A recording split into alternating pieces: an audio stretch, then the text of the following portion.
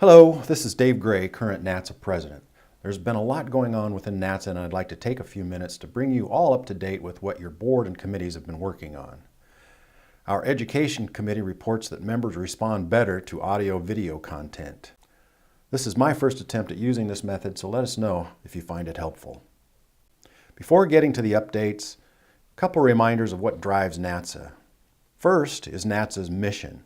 Our stated mission is using the expertise of individual members and the collective influence of the entire association, provide opportunities to educate members in international, federal, and jurisdiction regulatory compliance issues within the trucking industry. What we want to become is NATSA's vision. Our stated vision is to be recognized as the regulatory compliance safety authority and to use that expertise to influence on behalf of the transportation industry throughout North America. I also want to remind everyone that NATSA is volunteer managed by involved members. Our volunteers come from both large and small companies but share a common interest in wanting to make a positive difference. NATSA relies on member involvement. So on behalf of these members and committees, let's get to some of our latest activities. So back on May 9th, the FMCSA held a town hall meeting in Washington, D.C. Linda Norman from Don Norman Associates attended the meeting along with several members attending via webinar. At this meeting, the FMCSA reviewed the technical requirements of the ELD and allowed ELD providers to ask questions about those requirements. As you know, the ELD is going to be a game changer within the trucking industry that will affect most every transportation, including our own. So here are a few key takeaways from that meeting. The ELD mandate does not change a single hours of service driving time rule. It only changes how the hours of service are to be recorded.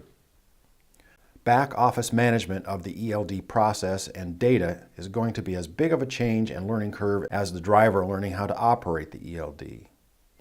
Another thing we learned, when a driver is asked to provide ELD data to enforcement, the encrypted data will be sent to the FMCSA and run through a software they call eRODS that will generate a report flagging any violations. The report will be immediately available and used by the roadside inspector to determine if the violations flagged are true or not. Where the ELD data will be sent within the FMCSA and the eROD software they will use to decrypt and analyze the data has not been complete. ELD providers have not been able to test their product in transmitting the data, but yet have self-certified that they will be able to do so. The last takeaway is our opinion that the ELD mandate will become effective on December 17, 2017, but there's going to be some major chaos for the first several months of the program.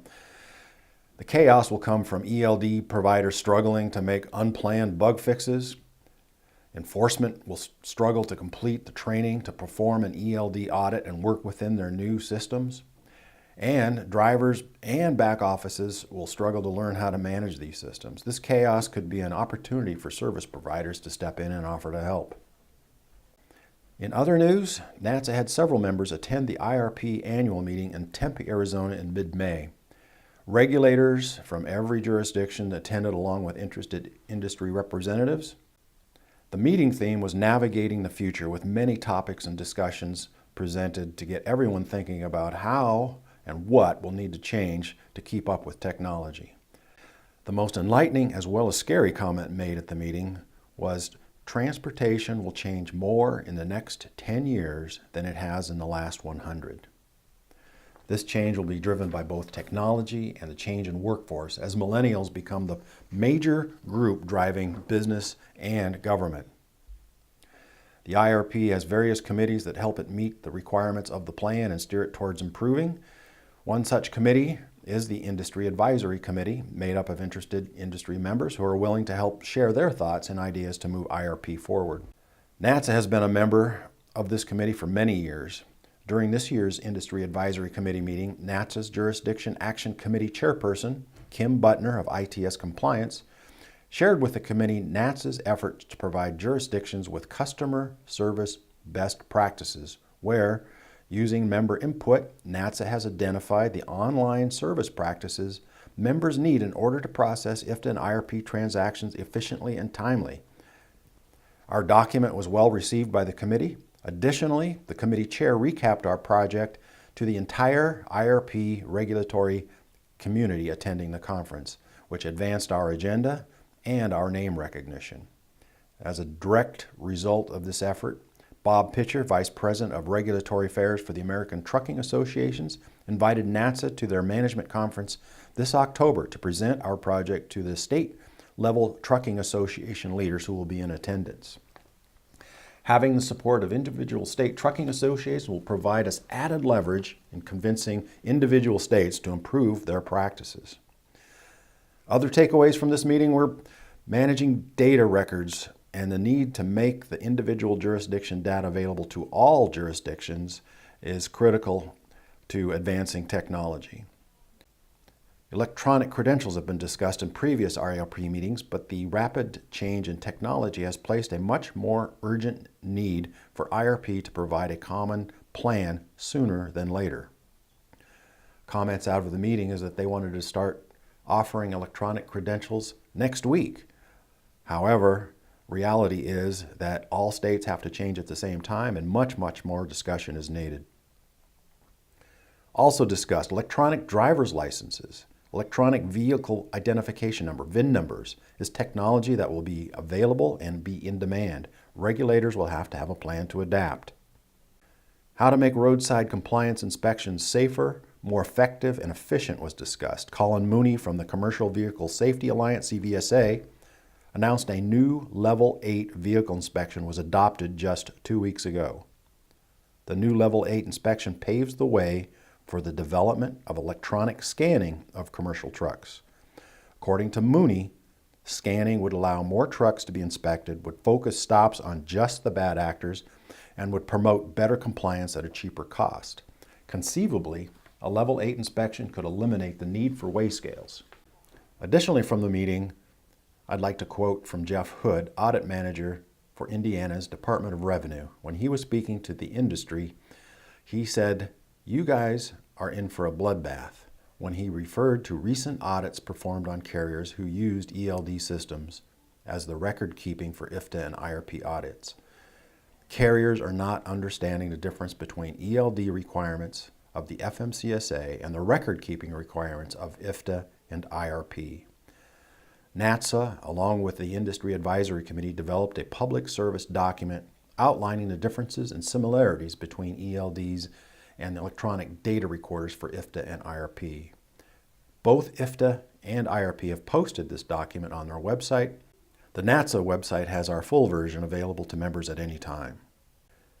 Additionally, an electronic credentials working group has been established made up of members from IRP, IFTA, CVSA, FMCSA, AMVA, and industry for the purpose of establishing a path to eliminate paper credentials and IFTA decals.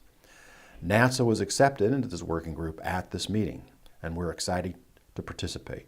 So let's get to our committees. Within our committees, NATSA has been making progress on several fronts. With our Technology Committee Chair, Stephanie Pugh of Permax Permit Service is working towards improving the capabilities of NATSA's website. We have identified many areas where we can improve, and Stephanie is leading that charge. Education Committee co-chairs Casey Bullard of 2290tax.com and Millard Kiwanyama of Sierra Truck Licensing have produced several videos this year and made them available to the NATSA members, including an interview with California IFTA Audit Manager Tim Ford, data queues explained, inside the FMCSA's ELD mandate, and more. Plans are underway to better utilize the NATSA website and other mediums to enhance our educational efforts. As previously mentioned, our Jurisdiction Customer Service Best Practice Project is being led by Jurisdiction Action Committee Chair Kim Butner of ITS Compliance. The Best Practice document can be viewed on the NATSA website under the News heading. As opportunities arise, the committee will be leading efforts to meet with individual jurisdictions to explain our needs. The committee will also be introducing our program to the IFTA community at the upcoming annual meeting in Chandler, Arizona. Finally, the committee will be taking on soliciting NATSA members for comments on proposed IFTA and IRP ballot changes and submitting those comments within the IFTA IRP ballot change process.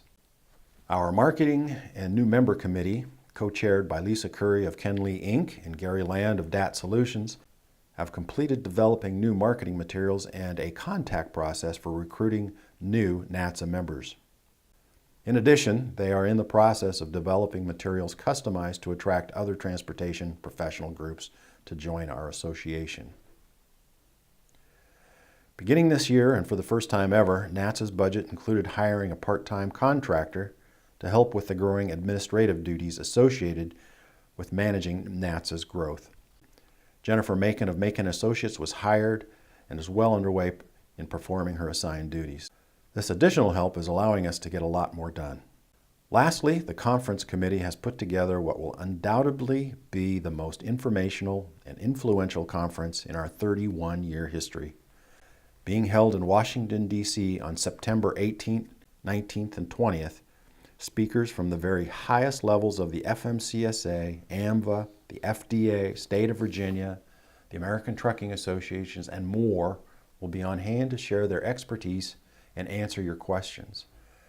The education and networking opportunity with these leaders attending can be extremely valuable to your company. This will really be a one-of-a-kind workshop that every transportation professional should not miss. I hope you will attend. There's a link to the conference materials, including the agenda, on our NATSA website homepage. So as you can see, we've been very busy and have accomplished a lot to enhance our mission and vision.